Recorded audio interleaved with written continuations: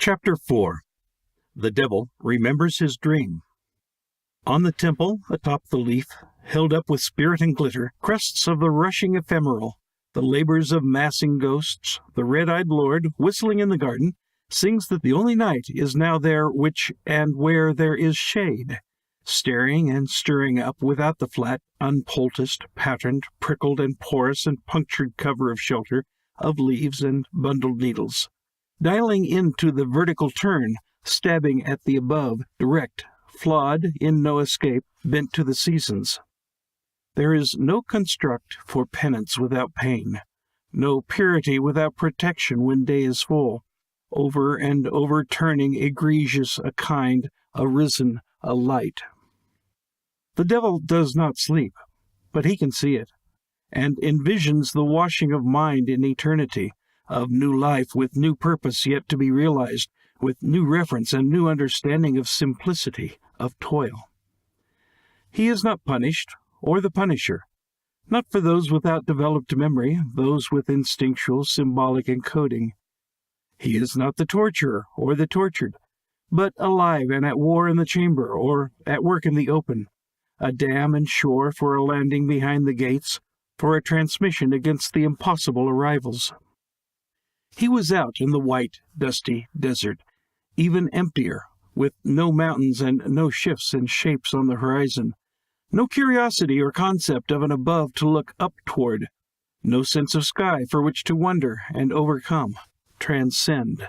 The sand hung and levitated in the gust of air, granules for the scraping of the lungs. He walked through it with nothing but the ground to cure, and a single point of tone distinguishing, in his eyes and in his landscape,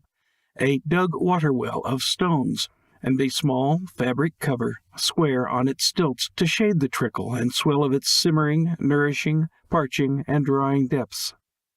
He did not build this well, but he knew it was there. He kept walking out to where the sand was soft and light, driest and finest, and with all he had in his hands, an old wooden bucket, he'd plunge the edge into the limitless supply as it hissed and would carry it back toward the well. The slats in the bucket were old and decrepit, and had shrinken into the screws that bolted them, loose and wobbling and once rusted, now infinite and permanent to the metal rings that held them to their concave sealment. If it held water, once wrung up from the well by rope and pulley and gears, it held neither sand now, as similar flows, and as he carried it toward the tap, he heard and felt the rushing of the spouts drain out, in a line and a trail where his path was fanned and streaked and sacred, sacrificial, lightening as he brought it to the edge, the hip of the altar, and tipped it over the dip and plummet of its blackness, when the black had always been nowhere and no place. He'd poured out nothing but a puff of caked dust, releasing very little that did not dissipate in the payload, into the few first and visible tiers of foundational rock and fortressing mortars of moss. He'd pull the bucket back, look into its conical emptiness, and then turn to take it back out into the bright sands, the most distant and rare of their treasures, too, to fill it again. He spent a hard eternity, emptying and returning, hunting wayward and burdening. No one would drink from the sickness and poison carried in the salted and most cleansing of waters, filling and re-inciting, scooping and relinquishing, to bury the well until it was brimming and dry. At the end, on his final return, he approached the well and found a woman standing there, guarding the sanctuary of the relic. He looked at her with regard, but when she appeared to wait for nothing but the call of guilt and self-announcement, explanation, he continued around her until she broke her own voice and spoke. "Are you looking for that black?" The devil stopped and contemplated it, pondered. He believes that some of us are, from this three-dimensional existence, arising to four dimensions, the awareness of it, or cowering and falling down to two. He believes also that some of us are going into the light, and some, whether black and returning or on and anew, go into the darkness. Still, there were those that would fall to spirit, and those that would arise and overgrow to monolithic flesh, overcome and needing with desire all over, overwhelmed with the touch and shock of the real. There would be those that fell to 2 dimensions, encompassing their life like a flat sheet, as a drawing on it always attempting to deepen the illusion, but only an illusion of a realer depth, pressure, and solidity of scrape and ink and grease. Some would descend like that, and see all this life and construct buildings and streets and fields, hairs and harbors as textured black dimension, beaded only by sheer outlines of white, still representing the shape, lighter and less pronounced in the distance, almost gray for those that can be less than aware of that in order, which is farther from their present grasp and proximity. Less of that when the roads are black beneath useless sky, and the trees are white at the stalk as though they're not even attached by their fists to this world. Just brushing, brambling, and blooming atop the escape, the settling of atmosphere, a climb of perpetual overcast. No catch, no net, no relief of landing in support.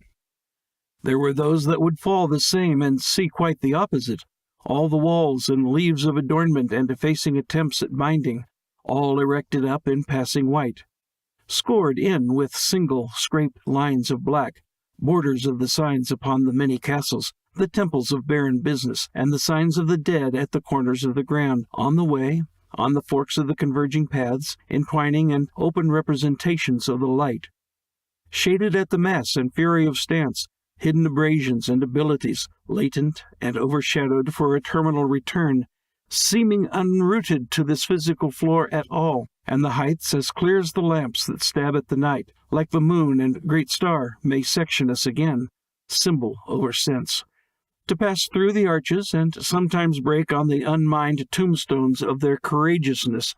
And still there were those that would take color, and even a single color, down to that plane, a war of red love and orange anger, a riddle of yellow humor and green horror, a chase, a hunt, a trust, or lie of blue immortality and purple rebirth. In the bright purple and red noonset night, the devil hears them multiplying, and he remembers the dream where he does not die any more for its end. There were those that would arise to the 4th dimensions, but would stack much of the same from the square, tiered to the cubes that form out from space and rocket onward, tunnel and transform. Travel in for either that explate or expostulate, and the carriages of color likewise. To stand on the sphere was to remain with God, and any other choice, any freedom, was to leave him, if God was anywhere, or everywhere, but one or the other, one or the other, one or the others. He slipped around to the well and tried to empty the dusty bucket again in the tap and the pit drill, and when it puffed, he pulled it back again, sorrowful, abraded. He thought that yes, maybe he was, and a little of it, to wire out electric from this call, to spin and commune from the entertainment, this flat imagination, that where the great cities were held in the valleys, and the greatest valleys were held in the deserts, they built up to that infinite space, sheltering up from the lowest possible starting point, and it bent the very aspect of their reaches. Slumping, drooping on spines of steel and cement and pared, plated glass, topless. "Yeah, you looking for some of that black?" And he said, "No, I'm looking for a place." When he awoke, the correlations were anew, the divergences reinvigorated, the masses imbibed with a more present purpose, the children reborn on terraces of their own bones, and they came spilling and tumbling out over the peaks to him, toward him, after him, eyes up, enraged, weak and pattering, and stumbling and fumbling in full sprint now that they knew that it was he who was killing them.